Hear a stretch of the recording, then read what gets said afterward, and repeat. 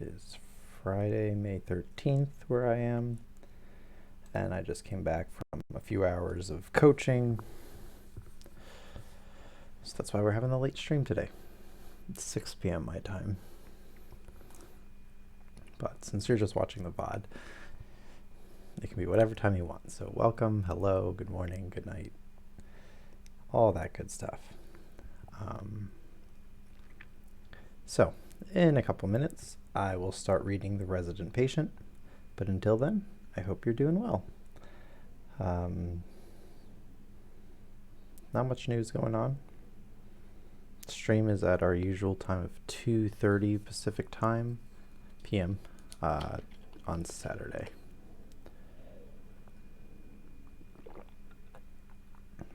And Monday, and Wednesday, and Thursday. Tuesday and Sunday I don't stream, and Friday is this late time.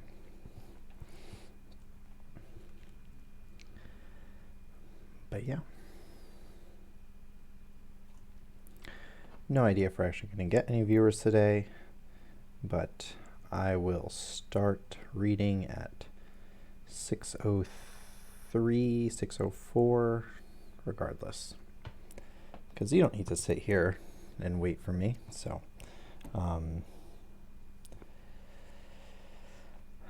I will move the title. How about this? I'll move the title off screen, so then that way you can skip ahead to that time, but it shouldn't be more than 2 minutes or so. But yeah.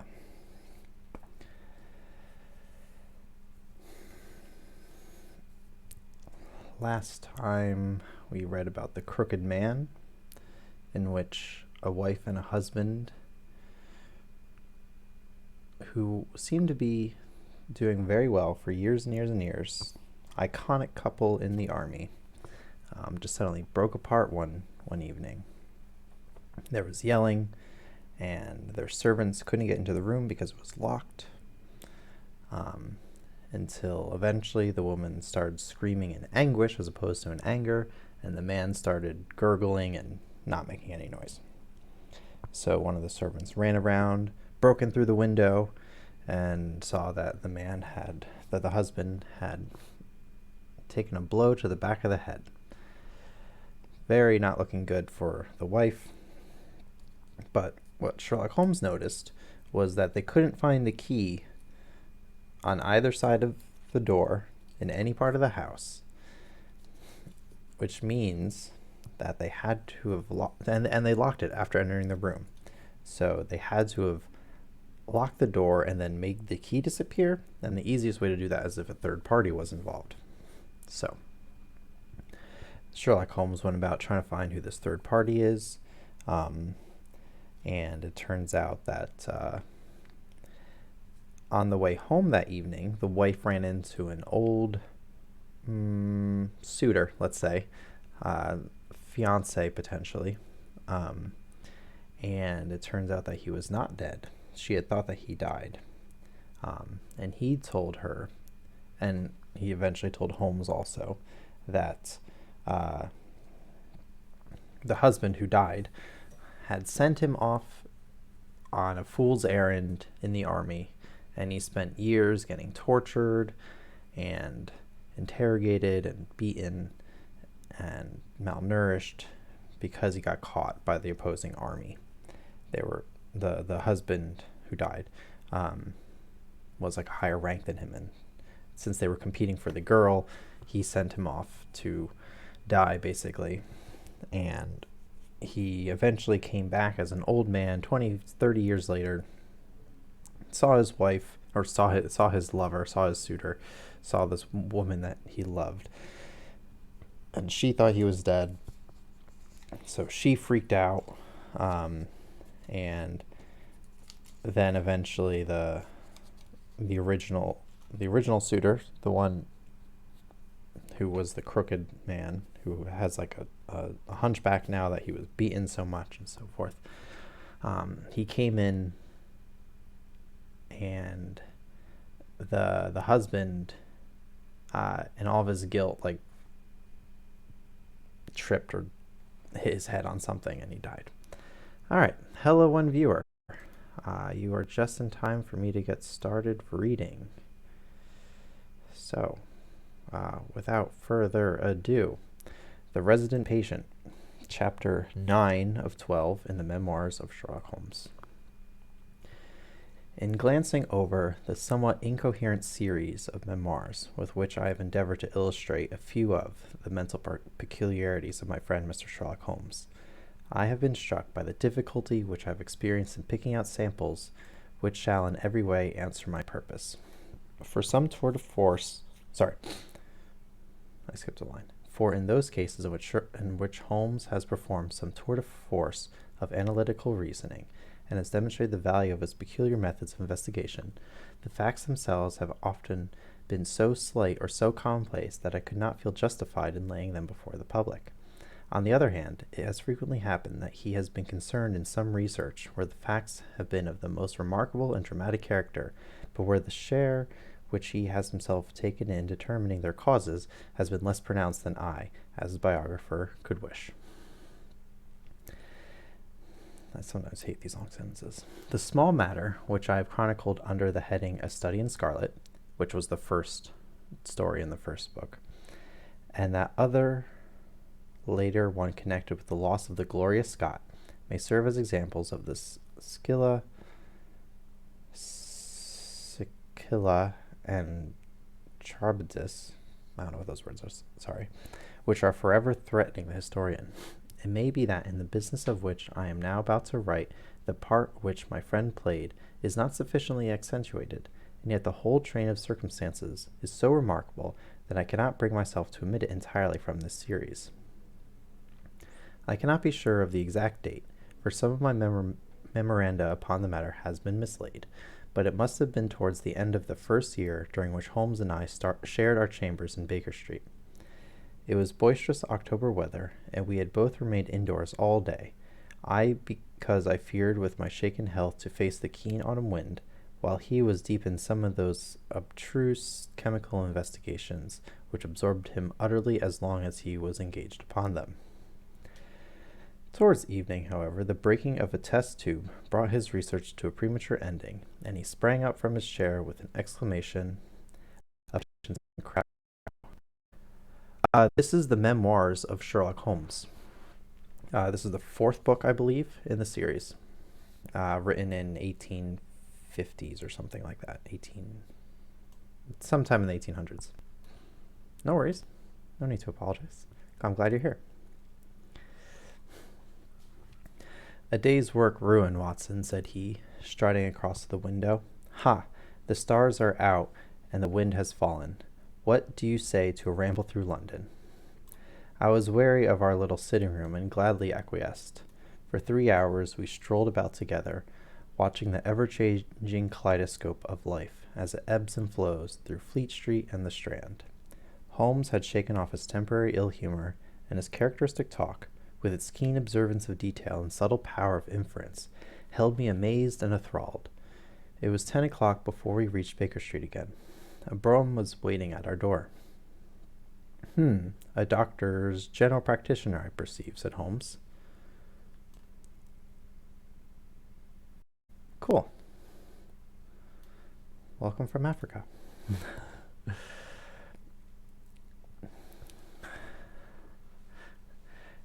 Hey, said Holmes, not been long in practice, but has had a good deal to do. Come to consult us, I fancy. Lucky we came back.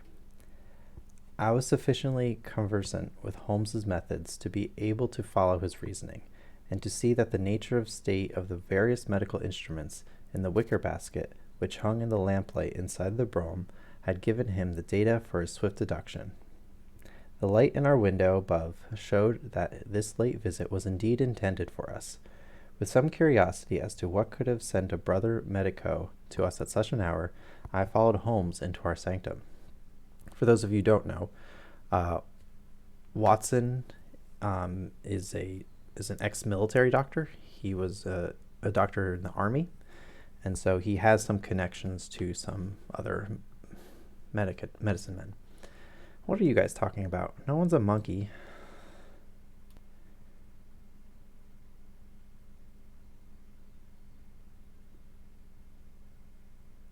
What are you guys talking about? Come on. I don't know why you guys are so... Oh, you guys are weird. A pale, taper-faced man with sandy whiskers rose up from a chair by the fire as we entered. His age may not have been more than 3 or 4 and 30, but his haggard expression and unhealthy hue told of a life which had sapped his strength and robbed him of his youth. His manner was nervous and shy, like that of a sensitive gentleman, and the thin white hand which he laid on the mantelpiece as he rose was that of an artist rather than of a surgeon. His dress was quiet and somber, a black frock coat, dark trousers, and a touch of color on his necktie. Congratulations?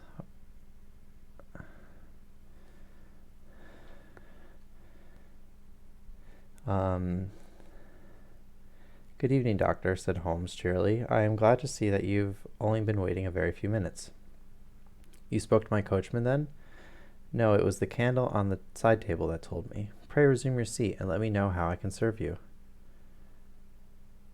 Yeah, you can listen or whatever. All right, well, thanks for coming in. I don't know who you are, but okay. My name is Dr. Percy Trevelyan, said our visitor, and I live at 403 Brook Street. Are you not the author of a monograph upon obscure nervous lesions? I asked. His pale cheeks flushed with pleasure at hearing that his work was known to me. I so seldom hear of the work that I thought it was quite dead, said he. My publishers gave me a most discouraging account of its sale. You are right, I presume, a medical man? A retired army surgeon. My own hobby has always been nervous disease. I should wish to make it absolute specialty, but of course a man must take first what he can get. This, however, is beside the question, Mr. Sherlock Holmes, and I quite appreciate how valuable your time is. The fact is that a very singular train of events has occurred recently at my house in Brook Street, and tonight they came to such a head that I felt it was quite impossible for me to wait another hour before asking for your advice and assistance. Sherlock Holmes sat down and lit his pipe. You are very welcome to both, said he. Pray, let me have a detailed account of what the circumstances are which have disturbed you. One or two of them are so trivial, said Dr. Trevelyan, that really I am most ashamed to mention them. Sup, Evan?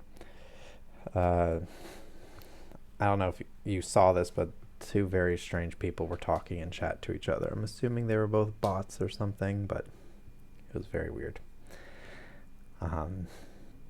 Basically, it's late at night. Sherlock Holmes and Watson just walked around London for a few hours, and now a medicine man, you didn't miss much. A medicine man just came in and said, "Hey, I need your help," and that's about it. Like some of these sentences are a paragraph long and don't actually say anything. One or two. Oh, this is our guy. This is our client, but we don't know anything about him yet.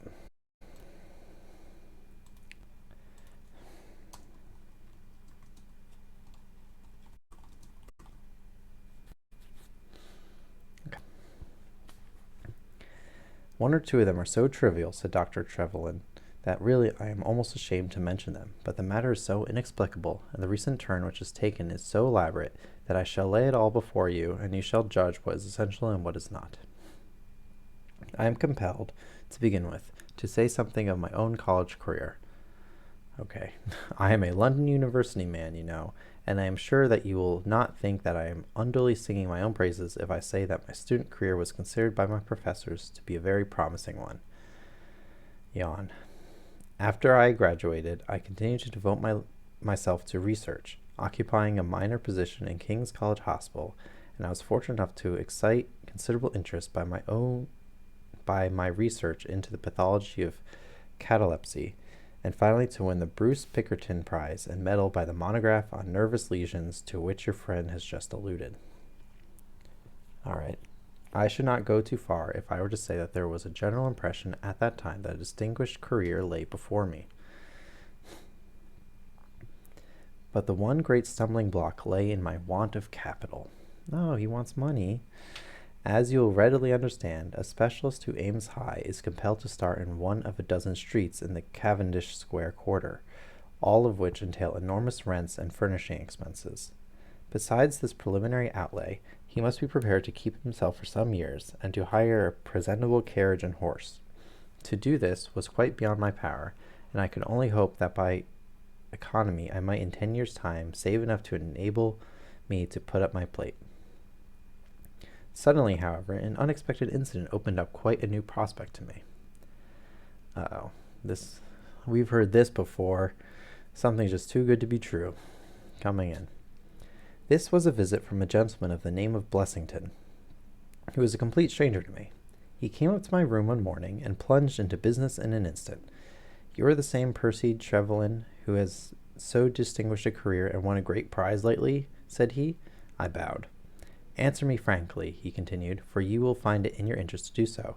You have all the cleverness which makes a successful man. Have you the tact?" I could not help smiling at the abruptness of the question. "I trust that I have my share," I said. "Any bad habits? Not drawn towards drink, eh?" "Really, sir," I cried. "Quite right, that's all right, but I was bound to ask, with all these qualities, why are you not in practice?" I shrugged my shoulders. "Come, come," said he, in his bustling way. "It's the old story. More in your brains than in your pocket, eh? What would you say if I were to start you in Brook Street?" I stared at him in astonishment. "Oh, it's for my sake, not for yours," he cried. "I'll be perfectly frank with you. If it suits you, it'll suit me very well. I have a few thousands to invest, do you see, and I think I'll sink them in you." "But why?" I gasped. "Well, it's just like any other speculation, and safe for the most. What am I to do then?" "I'll tell you. I'll take the house, furnish it, pay the maids, and run the whole place. All you have to do is just to wear out your chair in the consulting room. I'll let you have my pocket money and everything. Then you hand over to me 3/4 of what you earn, and you keep the other quarter to yourself." This was a strange proposal, Mr. Holmes, with which the man Blessington approached me. I won't weary you with the account of how he bargained and negotiated. It ended in my moving into the house next Lady Day, and starting in practice on very much the same conditions as he had suggested. He came himself to live with me in the character of a resident patient. His heart was weak, it appears, and he needed constant medical supervision. He turned the 2 best rooms of the first floor into a sitting room and a bedroom for himself. He was a man of singular habits, shunning company and very seldom going out. His life was irregular, but in one respect— oh, this guy's obviously important, and I've forgotten his name.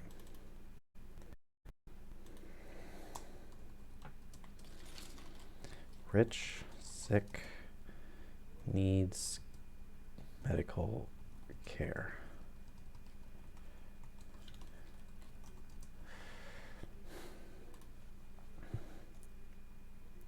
His heart was weak, it appears, and needed constant medical supervision. He turned the two— oh, I just read that. He was a man of a singular habit, shunning company and very seldom going out. His life was irregular, but in one respect he was regularity itself.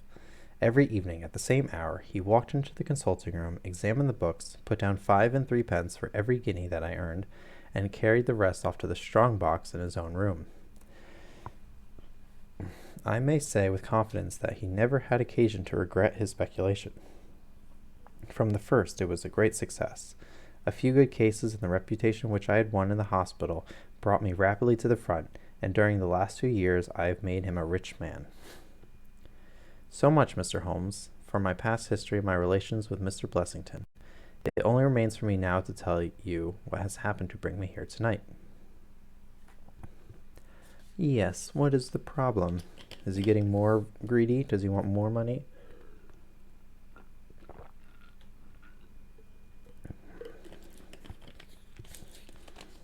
I've been out in the sun for 3.5 hours before this. I haven't been home for much longer than I've been streaming, maybe like 3 or 5 minutes beforehand.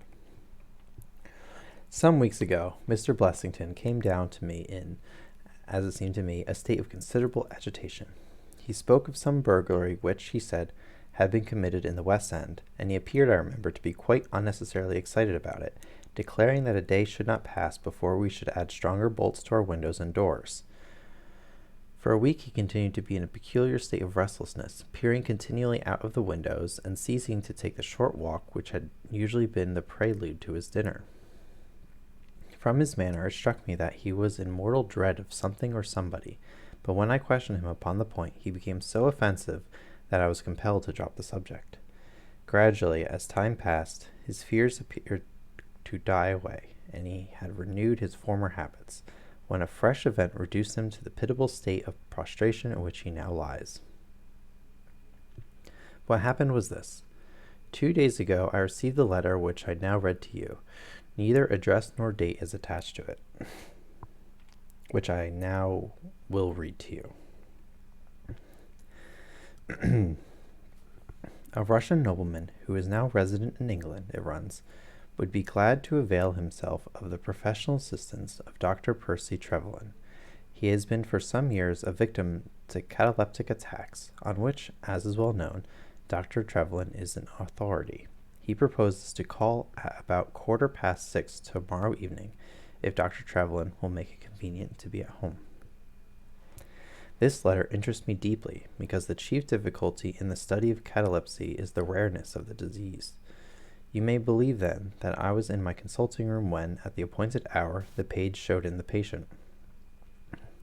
He was an elderly man, thin, demure, and commonplace, by no means the conception one forms of a Russian nobleman. I was much more struck at the appearance of his companion. This was a tall young man, surprisingly handsome, with a dark, fierce face, and the limbs and chest of a Hercules. He had his hand under the other's arm as they entered, and helped him to a chair with a tenderness which one would hardly have expected from his appearance. You'll excuse my coming in, doctor," said he to me, speaking English with a slight lisp. "This is my father, and his health is a matter of the most overwhelming importance to me." I was touched by this filial anxiety. "You would perhaps care to remain during the consultation?" said I. "Not for the world," he cried with a gesture of horror. "It is more painful to me than I can express. If I were to see my father in one of those dreadful seizures, I am convinced that I should never survive it. My own nervous system is an exceptionally sensitive one. With your permission, I will remain in the waiting room while you go into my father's case." All right, so I don't know if we're never going to get their names, but I'll just write them down.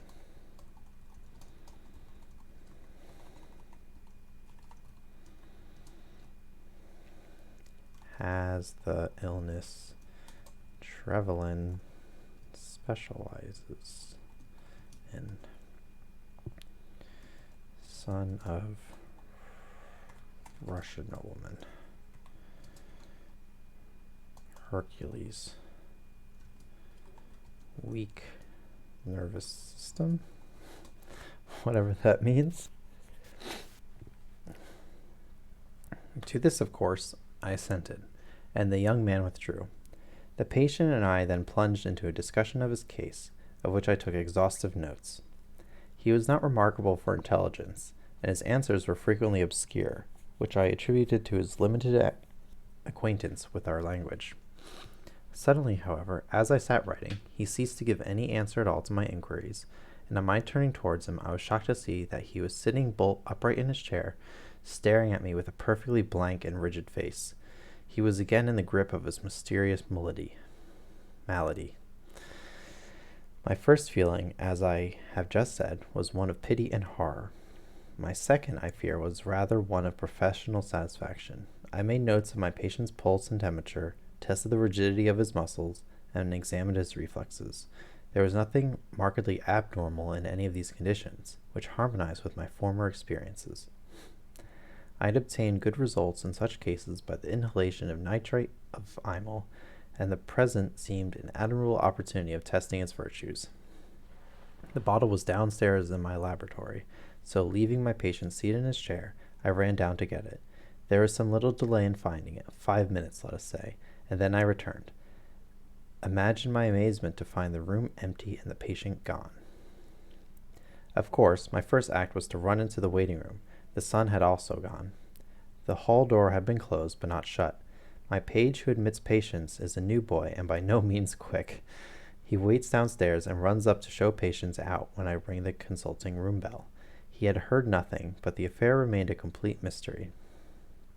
Mr. Blessington came in from his walk shortly afterwards, but I did not say anything to him upon the subject, for, to tell the truth, I have got in the way of late of holding as little communication with him as possible. Okay. Well, I never thought that I should see anything more of the Russian and his son, so you can imagine my amazement when, at the very same hour this evening, they both came marching into my consulting room just as they had done before. I feel that I owe you a great many apologies for my abrupt departure yesterday, doctor, said my patient. I confess I was very much surprised at it, said I. Well, the fact is, he remarked, that when I recover from these attacks, my mind is always very clouded as to all that has gone before. I woke up in a strange room, and it seemed to me, made my way out into the street in a sort of dazed way when you were absent. And I, said the son, seeing my father pass the door of the waiting room, naturally thought that the consultation had come to an end. It was not until we had reached home that I began to realize the true state of affairs. Well, said I, laughing, there is no harm done except that you puzzled me terribly. So if you, sir, would kindly step into the waiting room, I shall be happy to continue our consultation, which was brought to so abrupt an ending. For half an hour or so I discussed that old gentleman's symptoms with him, and then, having prescribed for him, I saw him go off upon the arm of his son. I have told you that Mr. Blessington generally chose this hour of day for his exercise. He came in shortly afterwards and passed upstairs. An instant later I heard him running down, and he burst into my consulting room like a man who is mad with panic. "Who has been in my room?" he cried. "No one," said I. "It's a lie," he yelled. "Come up and look." I want to say gentle. Okay. I passed over the grossness of his language, as he seemed half out of his mind with fear. When I went upstairs with him, he pointed to several footprints upon the light carpet. "Do you mean to say those are mine?" he cried. They were certainly very much larger than any which he could have made, and were evidently quite fresh. It rained hard this afternoon, as you know, and my patients were the only people who called. It must have been the case, then, that the man in the waiting room had, for some unknown reason, while I was busy with the other, ascended to the room of my resident patient. Nothing had been touched or taken, but there were footprints to prove that the intrusion was an undoubted fact. Creepy. They always come in when he's absent, and then they're just creeping around in his room? I don't know. Mr. Blessington seemed more excited over the matter than I should have thought possible, though of course it was enough to disturb anyone's peace of mind. He actually sat crying in an armchair, and I could hardly get him to speak coherently. It was his suggestion that I should come round to you, and of course I at once saw the propriety of it, for certainly, the incident is a very singular one, though he appears to completely overrate its importance. If you would only come back with me in my brougham, you would at least be able to soothe him, though I can hardly hope that you'll be able to explain this remarkable occurrence. Yeah, I feel like bolting the windows and leaving your inner rooms unlocked when you have a business going on in there doesn't seem like a great... doesn't make sense to me, but whatever. Sherlock Holmes had listened to this long narrative with an intentness which showed me that his interest was keenly aroused. His face was as impassive as ever, but his lids had drooped more heavily over his eyes, and his smoke had curled up more thickly from his pipe to emphasize each curious episode in the doctor's tale. As our visitor concluded, Holmes sprang up without a word, handed me my hat, picked his own from the table, and followed Mr. Dr. Trevelyan to the door. Within a quarter of an hour, we had been dropped at the door of the physician's residence in Brook Street, one of those somber, flat-faced houses which one associates with a West End practice. A small page admitted us, and we began at once to ascend the broad, well-carpeted stair.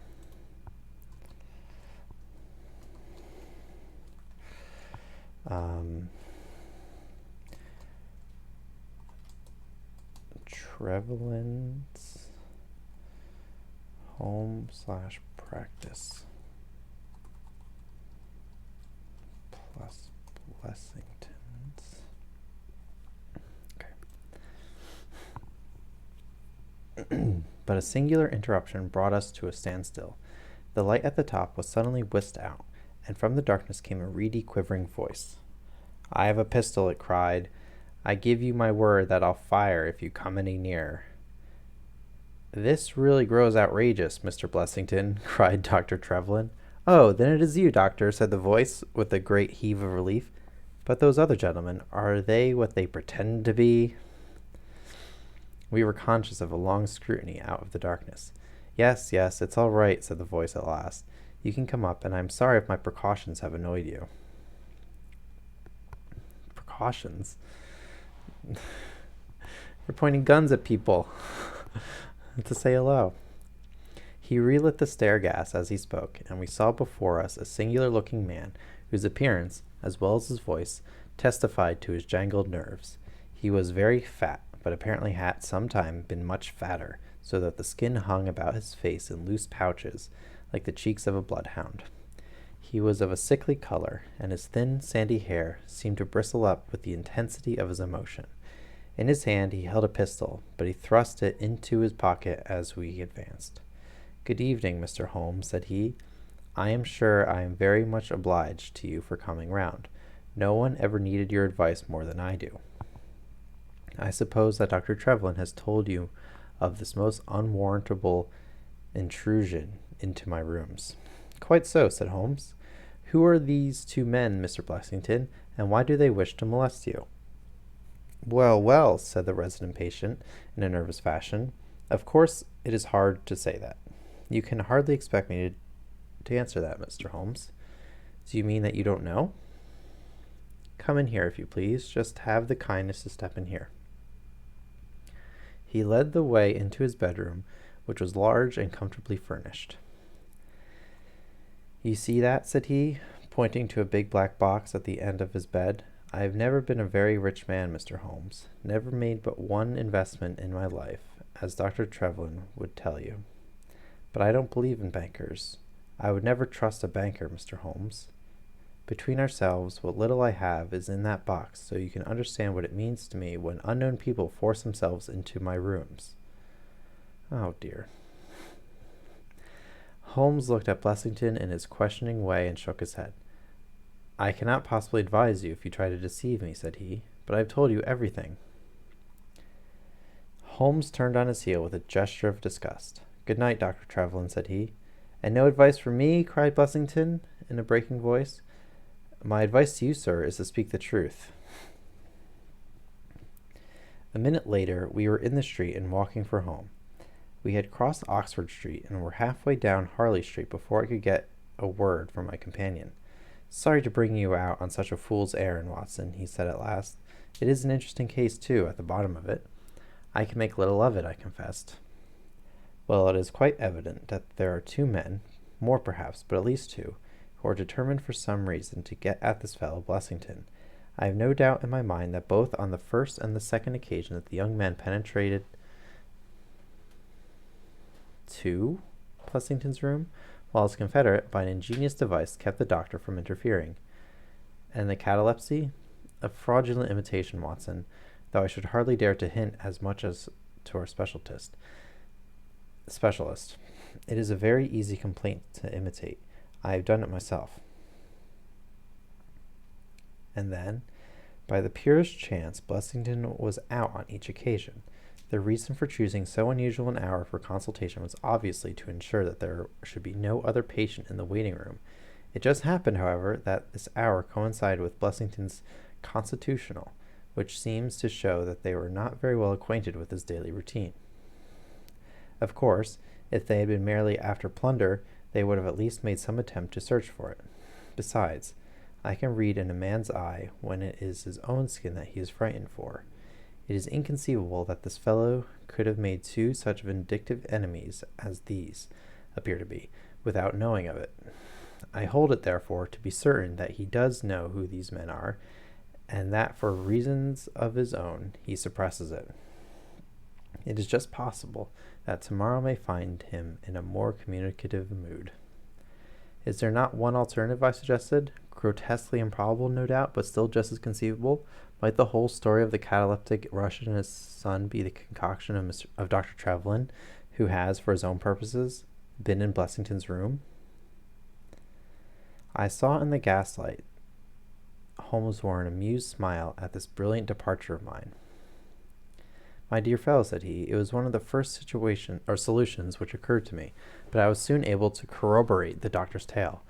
This young man has left prints upon the stair carpet, which made it quite superfluous for me to ask to see those which he had made in the room. When I tell you that his shoes were square-toed instead of being pointed like Blessington's, and were quite an inch and a third longer than the doctor's, you acknowledge that there can be no doubt as to his individuality. But we may sleep on it for now, for I shall be surprised if we do not hear something further from Brook Street in the morning.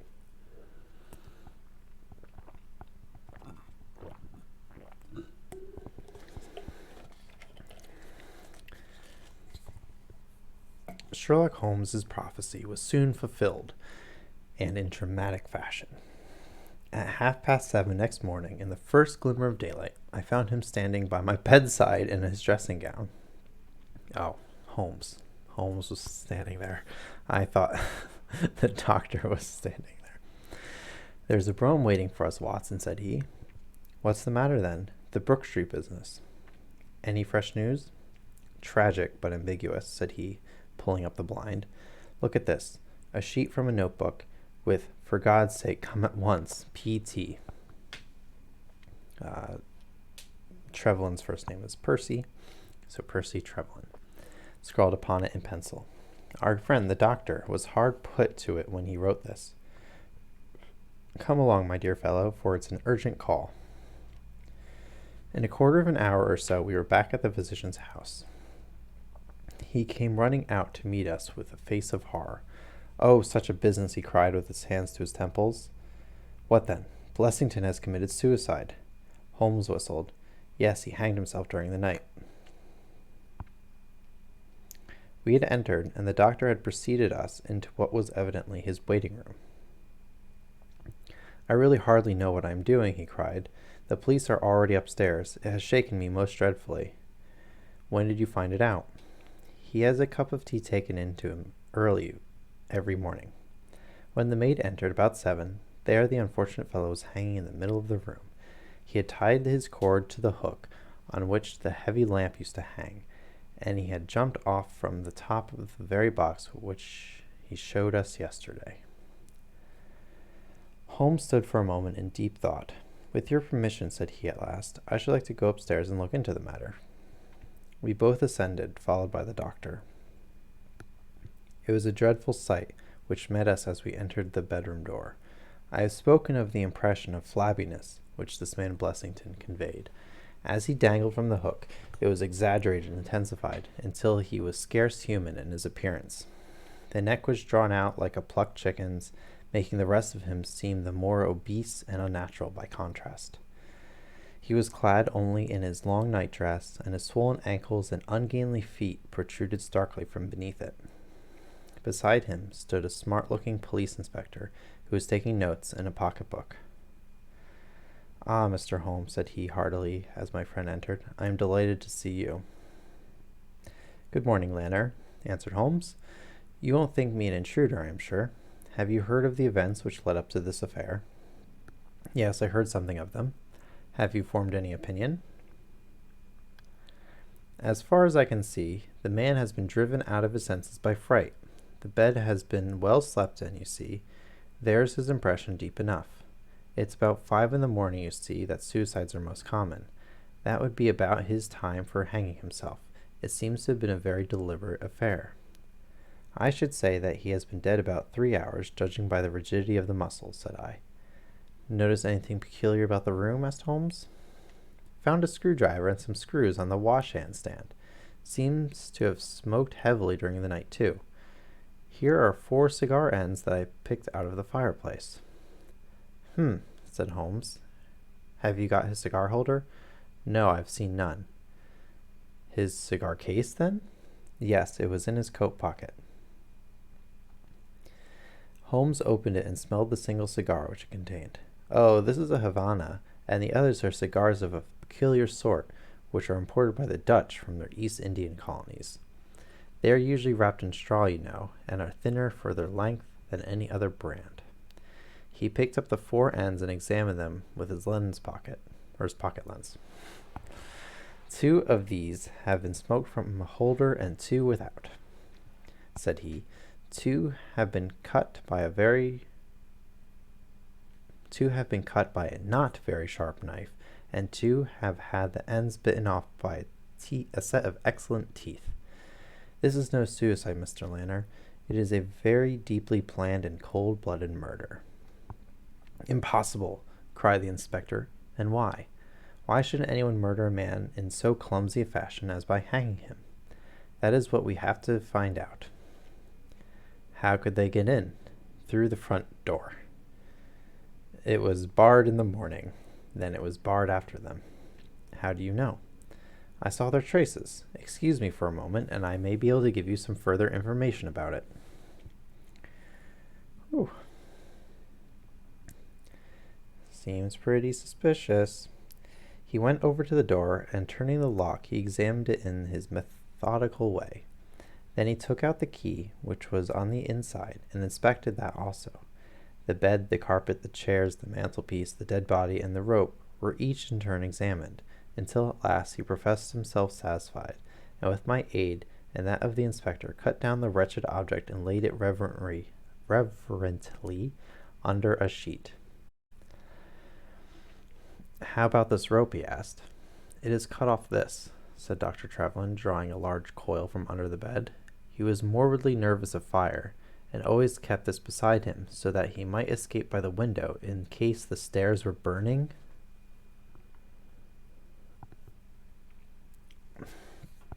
I really hope I'm never paranoid. That must have saved them trouble, said Holmes thoughtfully. Yes, the actual facts are very plain, but I shall be surprised if by the afternoon I cannot give you the reasons for them as well. I will take this photograph of Blessington, which I see upon the mantelpiece, as it may help me in my inquiries. But you have told us nothing, cried the doctor. Oh, there can be no doubt as to the sequence of events, said Holmes. There were 3 of them in it, the young man, the old man, and a third, to whose identity I have no clue. The first 2, I need hardly remark, are the same who masqueraded as the Russian count and his son, so he can give a very full description of them. They were admitted by a confederate inside the house. If I might offer you a word of advice, Inspector, it would be to arrest the page, who, as I understand, has only recently come into your service, Doctor. The young imp can't be found, said Dr. Trevelyan. The maid and the cook have just been searching for him. Holmes shrugged his shoulders. He has played a not unimportant part in this drama, said he, the 3 men having ascended the stairs, which they did on tiptoe, the elder man first, the younger man second, and the unknown man in the rear. My dear Holmes, I ejaculated. Oh, there could be no question as to the superimposing of the footmarks. I had the advantage of learning which was which last night. They ascended then to Mr. Blessington's room, the door of which they found to be locked. With the help of a wire, however, they forced round the key. Even without the lens, you'll perceive by the scratches on the sward where the pressure was applied. On entering the room, their first proceeding must have been to gag Mr. Blessington.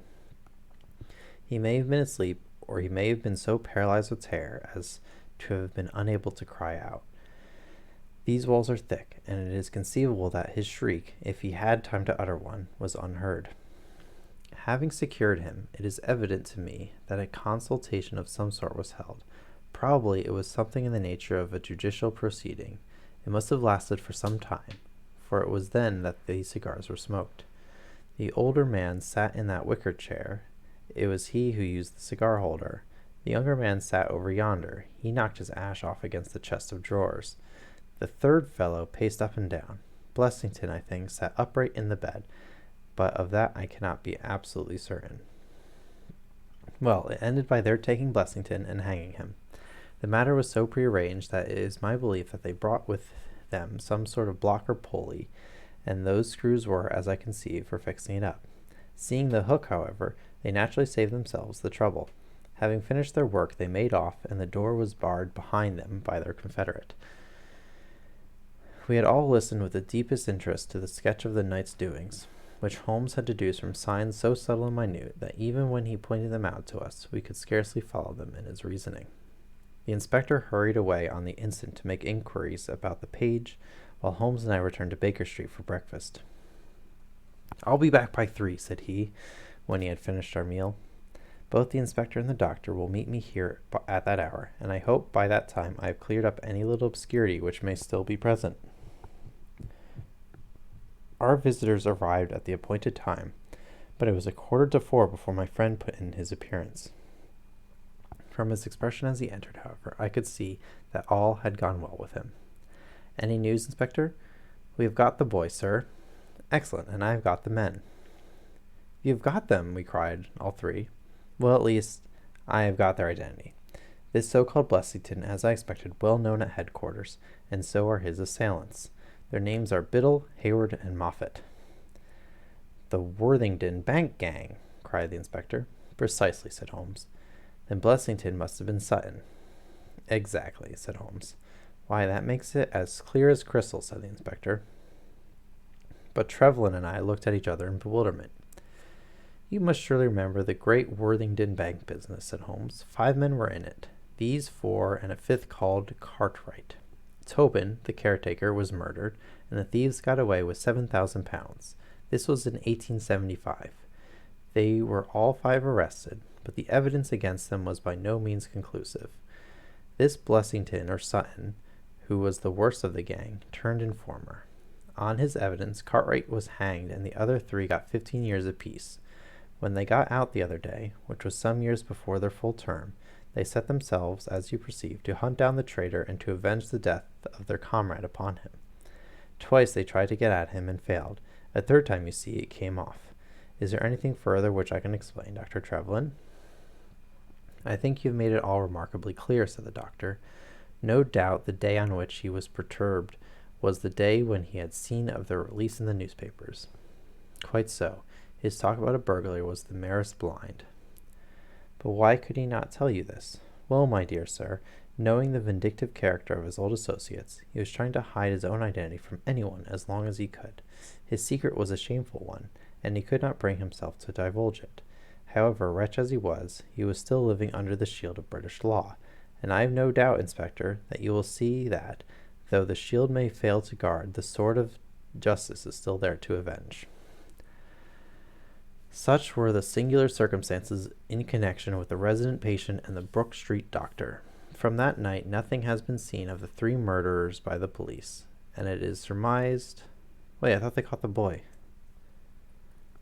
Anyway, from that night nothing has been seen of the 3 murderers by the police, and it is surmised at Scotland Yard that they were among the passengers of the ill-fated steamer Nora Creina, who was lost some years ago with all hands upon the Portuguese coast, some leagues to the north of Oporto. The proceedings against the page broke down for want of evidence, and the Brook Street mystery, as it was called, has never until now been fully dealt with in any public print. Oh, so he wasn't actually successful. They didn't catch him, or them. It's okay, I guess. Not that big of a deal. Okay, a little bit shorter today, but that's just because the chapter was a little bit shorter. I'm going to go get out of these sweaty clothes, I guess. But yeah, hope you enjoyed, and take care, and down with Big Brother. Have a good night.